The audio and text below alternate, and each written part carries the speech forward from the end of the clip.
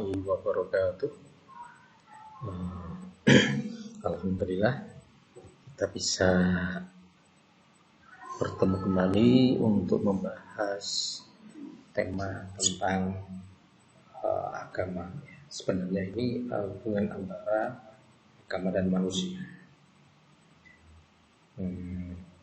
Jadi pertanyaan yang cukup menarik adalah apa sih korelasi antara manusia dengan agama? Kira-kira yang lebih membutuhkan itu manusia membutuhkan agama ataukah agama yang membutuhkan manusia? Nah, sebelum mencapai kesimpulan itu, mari kita bahas tentang agama secara umum ini, ya, mulai dari pengertiannya, kemudian nanti pemilahan atau pemetaan ya agama yang ada di dunia ini berdasarkan karakteristik dan juga indikator-indikator yang dapat dijadikan sebagai dasar untuk mengkategorikan atau mengelompokkan agama itu sesuai dengan kelompoknya. Baik, kalau ditelusuri dari segi pengertian, agama secara bahasa ini terambil dari bahasa Sanskerta yang bermakna tradisi. Dalam bahasa lain disebut religi, ya, yang berasal dari kata religere, yang berarti mengikat kembali. Artinya agama itu mempunyai ikatan pada orang yang menganut atau memeluknya. Nah, kemudian secara istilah, agama berarti kepercayaan yang dianut oleh seseorang atau sebuah ajaran atau sistem yang mengatur tata cara peribadatan kepada Tuhan dan hubungan antar sesama manusia.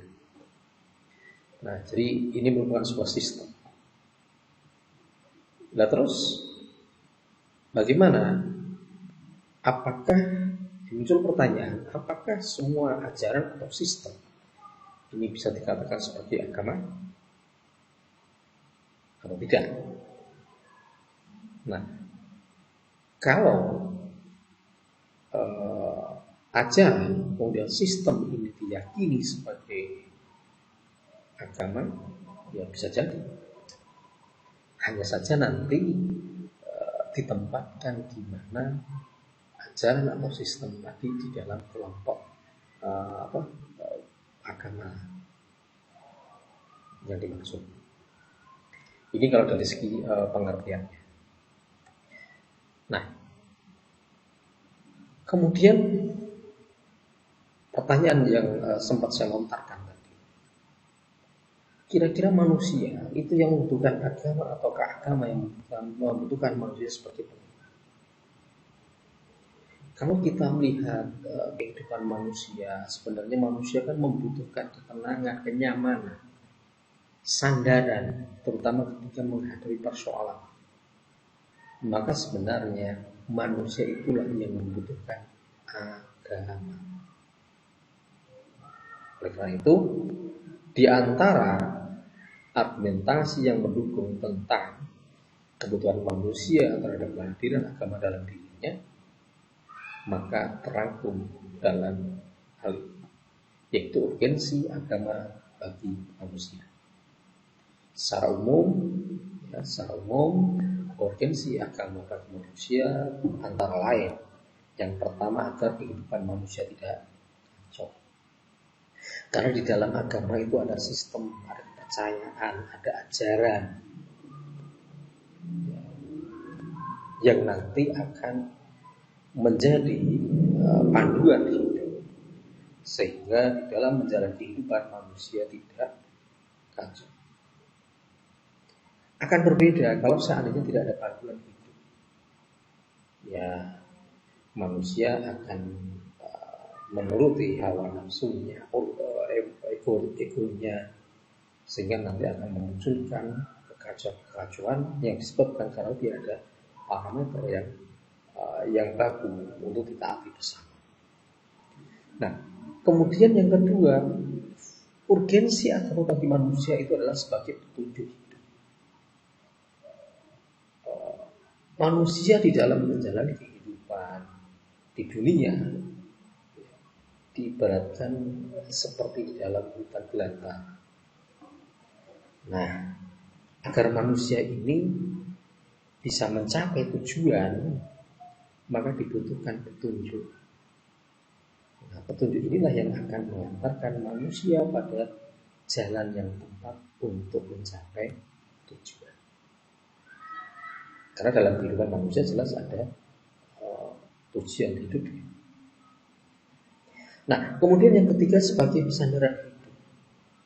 Manusia itu ketika dihadapkan pada berbagai macam persoalan, ya, karena memang kemampuan berpikir manusia itu terbatas, ya maka membutuhkan sandaran. Pada saat mengalami kesulitan, maka manusia butuh pegangan. Pada saat manusia itu sudah merasa tidak mampu menghadapi persoalan yang dihadapi, biasanya membutuhkan pencerahan, petunjuk. Nah, ini melalui agama. Ya, memang untuk manusia modern ada ilmu pengetahuan, ada teknologi, tapi itu sifatnya kan materi. Nah, tapi agama ini perannya adalah materi. Apalagi yang dibutuhkan oleh manusia di luar materi adalah ketenangan batin. Nah, ketenangan batin ini hanya bisa dipenuhi melalui agama. Kemudian urgensi agama bagi manusia yang lain adalah untuk mencari ketenangan batin. Nah, ini sudah saya singgung tadi. Jadi agama ini memfasilitasi bagi manusia agar mencapai ketenangan batin. Batin manusia tenang, maka manusia itu sehat. Yang pengaruhnya nanti ada pada jasmani. Nah, kemudian urgensi agama bagi manusia yang terakhir adalah agar hidup ini menjadi terarah. Agar hidup ini teratur, terarah sesuai aturan. Tidak berjalan menurut kehendaknya masing-masing. Manusia tidak bisa hanya sekedar memaksakan atau memenuhi keinginan tanpa memperhatikan aturan. Nah, aturan hidup itu tertuangkan di dalam agama. Contohnya apa? Larangan berbuat jahat, larangan mencuri. Agama sudah mengatur. Berbuat baik, tolong menolong. Nah, agama yang mengatur, agama yang merintahkan di situ. Sekalipun dalam konteks kenegaraan juga sudah disusun. Okay. Nah, kemudian agama-agama yang ada di dunia ini bisa dikelompokkan berdasarkan ciri-ciri yang dimiliki.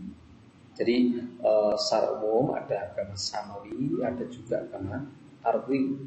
Nah, yang dimaksud dengan agama samawi adalah agama yang diturunkan ya berupa wahyu dari Allah melalui malaikat Jibril dan disampaikan oleh nabi atau rasul yang telah dipilih oleh Allah untuk disebarkan kepada umat manusia. Nah, ciri-cirinya antara lain yang pertama, agama ini memiliki kitab suci yang otentik. Maksudnya apa? Ajarannya bertahan atau asli dari Tuhan, bukan campur tangan manusia. Kemudian yang kedua, mempunyai nabi atau rasul yang bertugas menyampaikan dan menjelaskan lebih lanjut dari wahyu yang diterima. Nah, kemudian yang ketiga, agama samawi atau wahyu dapat dipastikan kelahirannya. Kemudian ajarannya serba tetap, ya, artinya tidak berubah. Kemudian yang kelima adalah kebenarannya bersifat universal, yaitu berlaku bagi setiap manusia, masa atau waktu, kemudian keadaan atau kondisi. Ini adalah ciri-ciri agama samawi.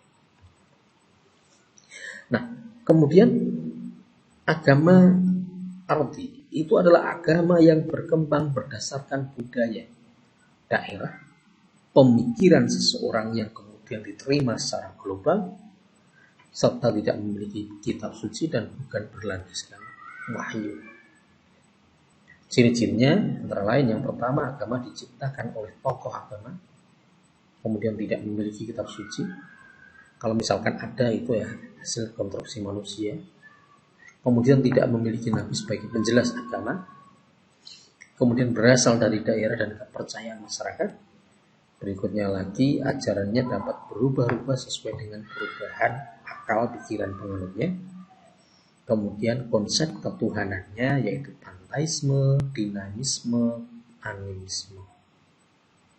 Oke, itu tentang ciri-ciri ya antara agama samawi dan agama ardi. Oke, jadi ini adalah penjelasannya. Ya, terima kasih. Assalamualaikum warahmatullahi wabarakatuh.